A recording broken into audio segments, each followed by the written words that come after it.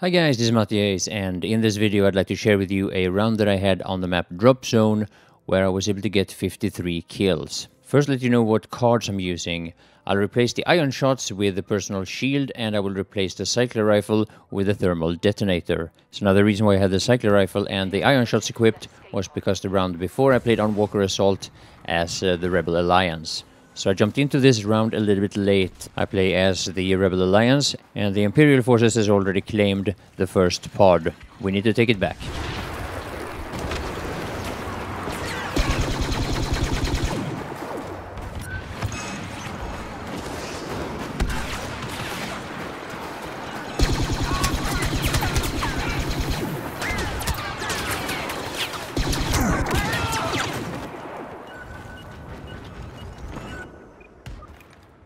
Yeah, at the beginning here we're one player less than the Imperials. It makes it a little bit hard to get to the point and capture it. And because I was killed there and because I got this spawn, I have no chance of claiming this pod back.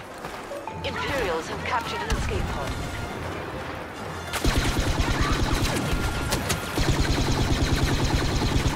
We've picked up another escape pod. So yeah, once one pod has been claimed, it doesn't take long before the next one drops down. So I decided to go for the second one right away. Now what it seems here is that some of the Imperials are a little bit more experienced than my teammates. Not only were they able to hold on to the first pod quite easily, but they also claimed the second one faster than any of us could get there. Now I activate this personal shield while capturing the pod. It blocks the fire from the blaster rifles, but I'm not entirely sure what it does towards grenades. Now while you have your shield activated, you can't shoot yourself, but you can throw grenades and you can use your melee attack. At the same time, the shield does not protect you from melee attacks from your opponents.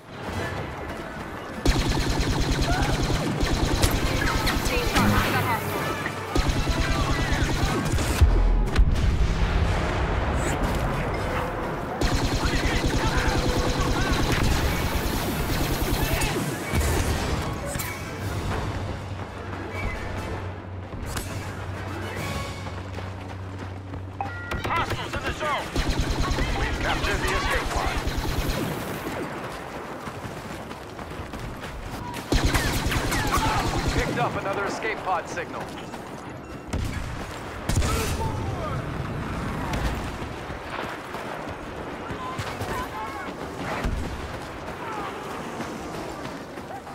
See, I'm a little bit late to this third pod. I see a few of my teammates going for it, and I decided to scan the area for enemies rather than just cluster up with my teammates.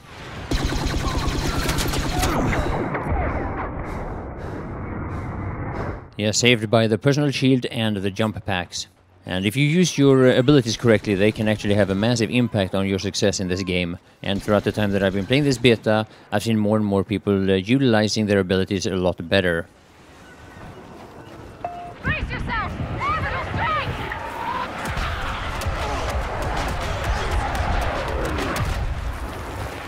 So yeah, the orbital strikes that you can pick up on a variety of places, once somebody deploys it, they will show up on your minimap if they're close to you. Now if you paid attention there just a few seconds ago, you would notice that a friendly orbital strike will show up blue, while the enemy orbital strikes will turn up red.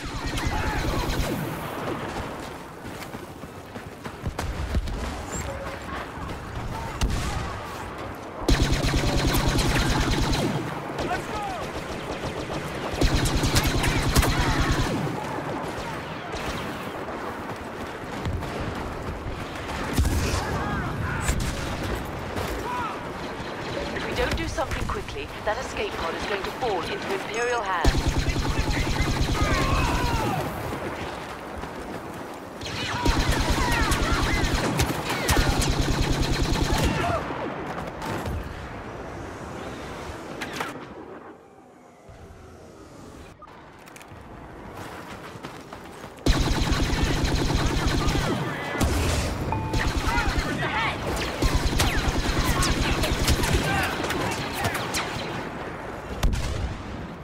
Okay, that was a little bit over-optimistic. Now, many times the best spawns will be on your partner. I haven't really got into the teamwork aspect of this game yet, but sometimes it just happens randomly and it makes the game a lot more fun.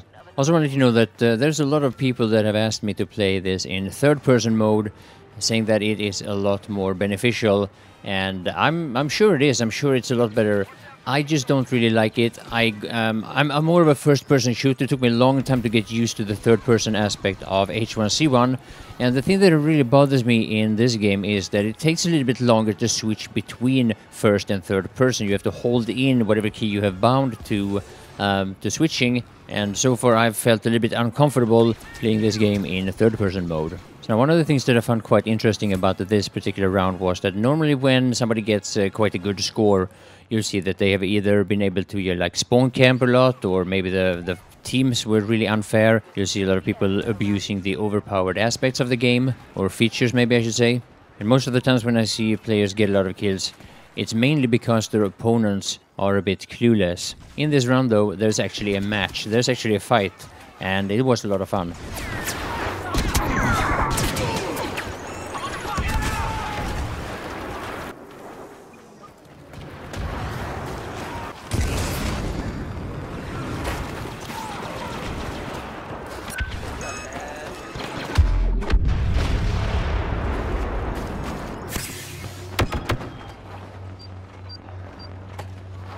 Capturing the escape pod.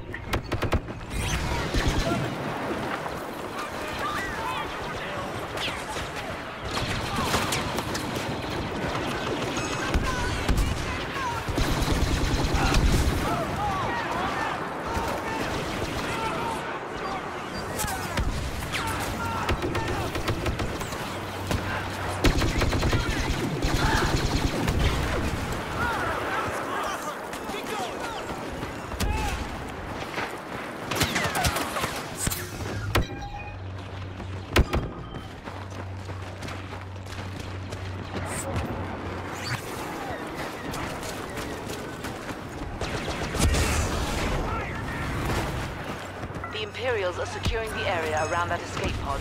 We need to stop them.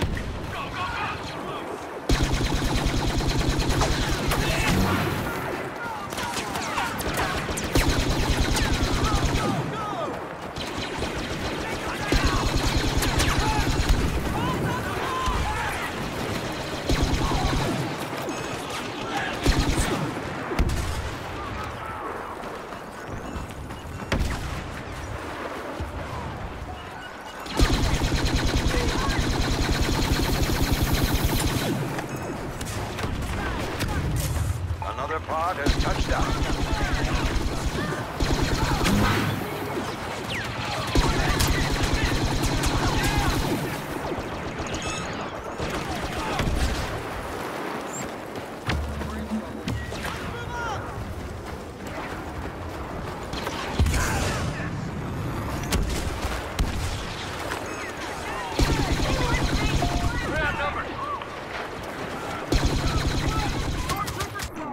So now this is a bit of a mistake. I should have actually claimed this pod here, especially now that I have the shield activated, but at 17% somebody comes in here and one hit merely kill me. And I'm also a bit concerned about one of the guys having a good camping position on the high ground, that guy. The way he can defend the dropper from that position was something that I felt I had to do something about.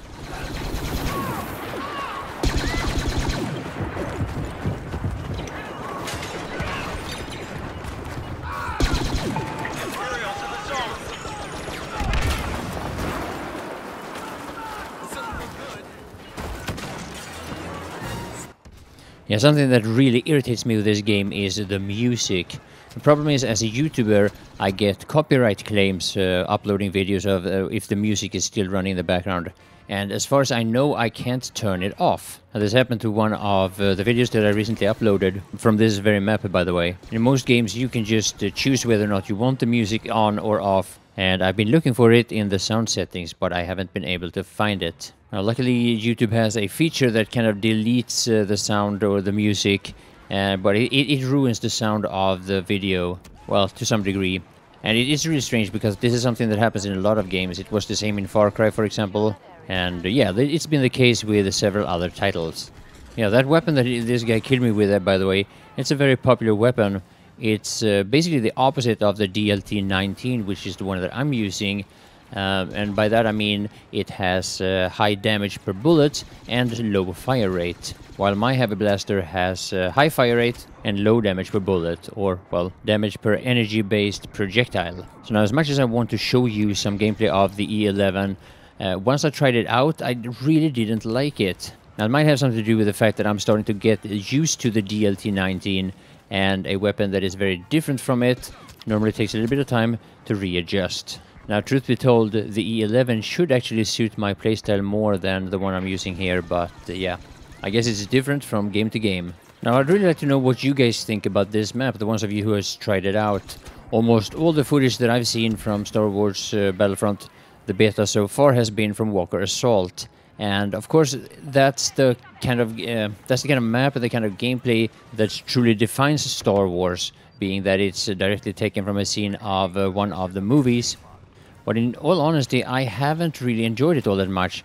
I think that every time that I get those 60 or 70 plus kills, it's just because the enemies couldn't counter the overpowered features of the Imperial forces.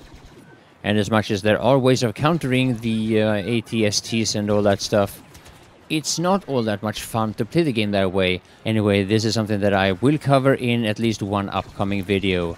So now the fight over this pod became rather intense. Right after I was picked off there, the Imperials were able to claim it, and as much as I want to get back there into the action, I had to fight this guy off first. It kind of looks like it's an unfair fight, being that we have 4 out of the 5 drop pods so far, but none of these pods came easily. And here you'll see again how the Imperials were able to claim the pod back. As you can see down there, there's like 3 or maybe 4 stormtroopers defending the pod. And the way down there is over quite open terrain. Well, it's not that open, but relatively open. Luckily, some of my allies were able to keep them busy while I was running over there. And as much as there are a lot of areas on this map where you would be rather exposed, I think the overall map design is rather nice. So at this point in time, we were able to pick off all the Imperials, I think. I activated shield and I claimed this pod. I noticed how there was a grenade that bounced off of the pod right there as I claimed it, but I think that was actually a friendly's grenade. Now, after I was able to claim that pod, I felt like, yeah, we've got this match.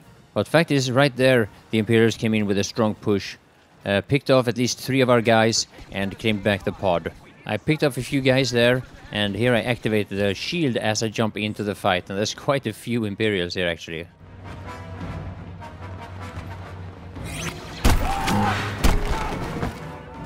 So yeah, I was able to kill 2 of them using my melee attack, and then I was killed myself the same way. So now eventually we were able to win this match, and now since the beta was actually prolonged with another 24 hours, I'll probably be able to upload a few more videos for you guys, so I hope you will stay tuned for that, and I want to thank you all for watching.